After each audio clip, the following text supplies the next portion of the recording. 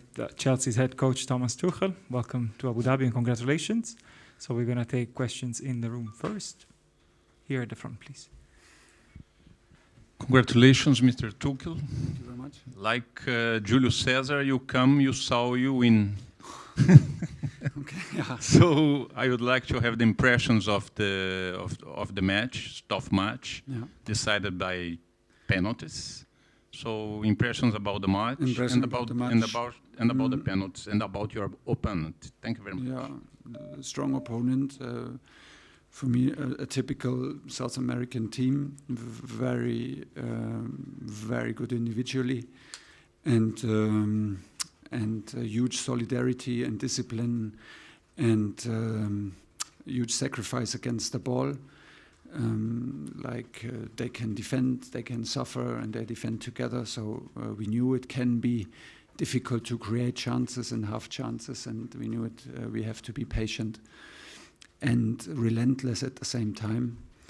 Like it is sometimes in a final, it's a bit like stiff in the beginning. You look for solutions, but you don't want to open up to too many spaces for counterattacks on which they heavily rely and where they are very, very good. So this was for me more or less the first half. It was a bit like stuck, and we struggle a little bit with the fluidity of our match. So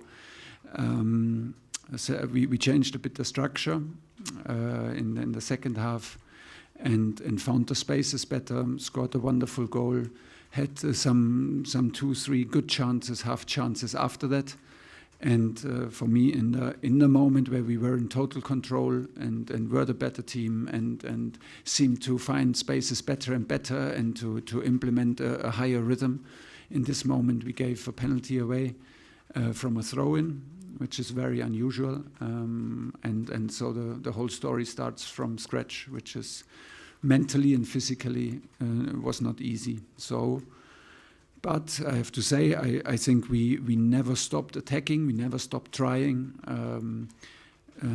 throughout the 90 minutes.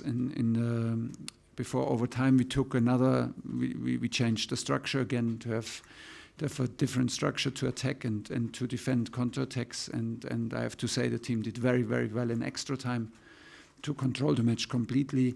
And the guys from the bench had a huge impact. And of course, I mean, if you have a late penalty, you're also lucky, of course.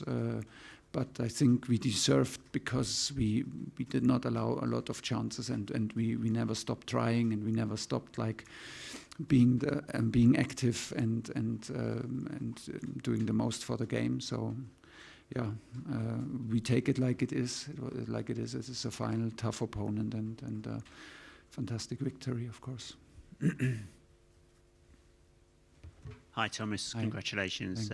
Second cup in just over a year. Yeah. And can you just talk us through your last 36 hours? It must have been pretty hectic for you. And did you?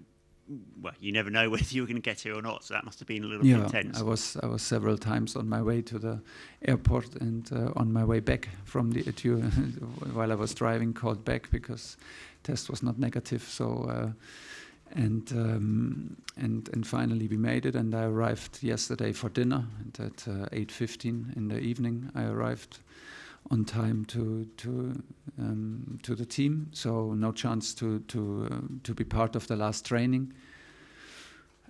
So I took the session, the meetings today, of course, very normal, tried to do as normal as to prepare the team for the opponent, but it was like my first day here, and now we leave. It was like even my last day from yesterday. It was not nice to watch semi-final in the office at the screen, but yeah, you as a coach, you want to be in the sideline, and I'm happy now that all the effort and everybody who helped and was so supportive through the days, that the effort was worth it, and we managed to get the cup.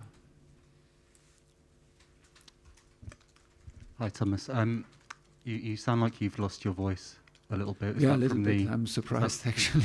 Is that from being outside and everything? Yeah, of course. And also, you're usually so active on the touchline during games. What actually was it like for you, the semi-final, and also the the Plymouth game? The semi-final, I was what walking were you like? up and down in my office, and I had a tactical signal, like see the whole pitch, and I had a TV signal on the big screen, so 2 big screens, and I was in contact at halftime and in second half with my assistant on the tribune.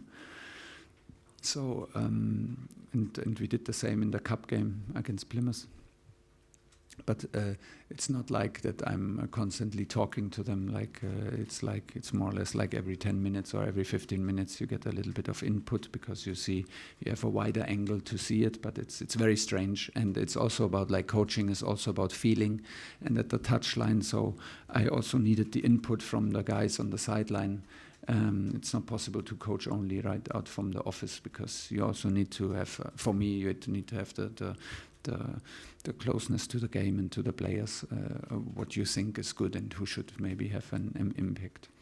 And for today was we were actually very calm before the game. We tried to calm the team down and to tell them what a fantastic opportunity it is to play football, and like that every footballer in the world is jealous on us to have the chance today to play this final, and maybe so many young boys out there dream to be one day in this final and watch this game. And we reminded ourselves that all of us have been this boy somehow, and it's also a moment to enjoy the hard work and the sacrifice that we will put in now into this game.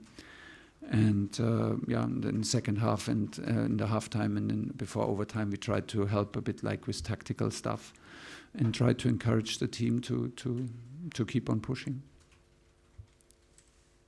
Hi, Thomas. Hi. First about the importance of this trophy. Congratulations for another one, by the way.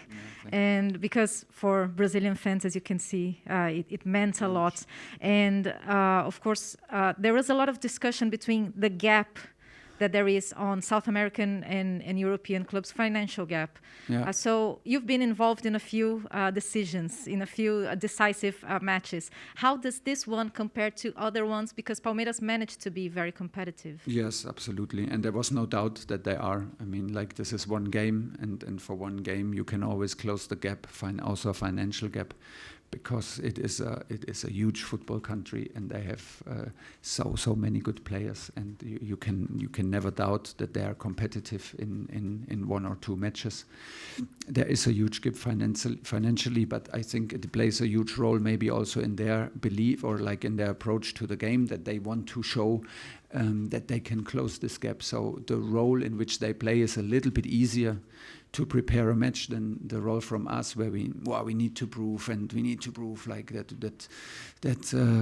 we are more competitive. We have maybe more games on this kind of level that maybe than they have in their league. And this is maybe the difference in the approach, but the atmosphere was fantastic, and it felt like an away game, and they had a huge crowd, and the crowd was absolutely amazing, I mean, maybe this cup or this tournament is not so highly regarded in Europe, but once you are here and once you feel it, it totally catches you. When I was in the bus and you prepare a final and you drive in the evening and you see the lights of the stadium and the new stadium, and it's a final, and you don't know the other team because they don't come from your country, not from your league. It's a fantastic feeling, and it's uncomparable to any other feeling. So that's why it was so beautiful also to play this game. It was a huge challenge, and we did not expect anything else. We had a tough semi-final against Al Hilal, who had a fantastic team, fantastic coach, and forced everything out of us. We struggle in the moment. We don't play our best football. It's not our best moment in general. We struggle a little bit individually and as a team, but as Petr Cech says many times, we managed to find a way to win and to be in the final and to win the final, and for this the team deserves full credit. At the back, Nick, thank you. Hi, Thomas. Hi. Congratulations. Thanks. And just on Kai, I bet you wish every match was a final wouldn't you? Given how obviously he turns up really for the big games, doesn't he? And seems like I'm very happy, and he was again decisive today. That was not easy to shoot this penalty. And I'm happy that he stepped up and he took it the way he took it. So this can only be good for his development, and well done. So we only have time for a couple more. Here at the front, please. And we also have Rudiger in the room, in case you haven't noticed. Of course, can only be Tony. Hi. Yeah, you mentioned your frustration about going backwards and forwards with the results. Was there a point where you think it wasn't going to happen and you weren't going to get it? And obviously Chelsea have won all the titles now. Have you had the chance to speak to Roman? Because it's an incredible achievement for a football club. Yeah, it is for him. There is no doubt that it's for him. And we met shortly on the pitch after the final, and I said congratulations. He said congratulations, and I said it's for you. It's your club, and it's your input and your passion who made this possible, and we're happy to be part of it. So of course the trophy is for him. And it was a back and forth, and we were running out of flights. I mean, we have a time difference, and we knew a deadline is coming, and I took the second to last chance to make it. The last one would have been to arrive today in the very morning. So I'm happy that we made it finally. Last question for Coach. Here at the front. Thank you. Hi, Abdurrahman Al-Kalawi from Ru'ya newspaper. I wanted to ask you first, congratulate you about Chelsea winning their first ever World Cup, and wanted to ask you a couple of questions. The first question about Mason Mount leaving at the 30th minute. Yeah. Was it a tactical decision, or was he injured? Yeah, he was injured. He in one of the very first scenes where he had a run in the second post with Azpilicueta, and they fell, and his opponent fell on his ankle, and he hurt his ligaments badly. So we have to see. It's an injury, and he came straight to me and said it does not feel good and feels very stiff and painful and does not know if he can continue, and so we had to do the decision. And the last question is about the man of the match today, Antonio Rudiger. Yeah. There's a lot of talk about him being a Chelsea player. Obviously it comes and goes, but you don't want to ruin today's triumph, but how confident are you about Rudiger being a Chelsea player? Well, at the moment he is a Chelsea player, and he delivers since day one, which is very impressive because he delivers on an absolutely high level. And I think he knows that we have huge respect for him, and I think the fans love him, and we show our appreciation to putting him on the field. He's a leader of the group since we arrive, and he is in talks. Of course, you know the situation is not new. It does not affect his performances. That is the very most important for me.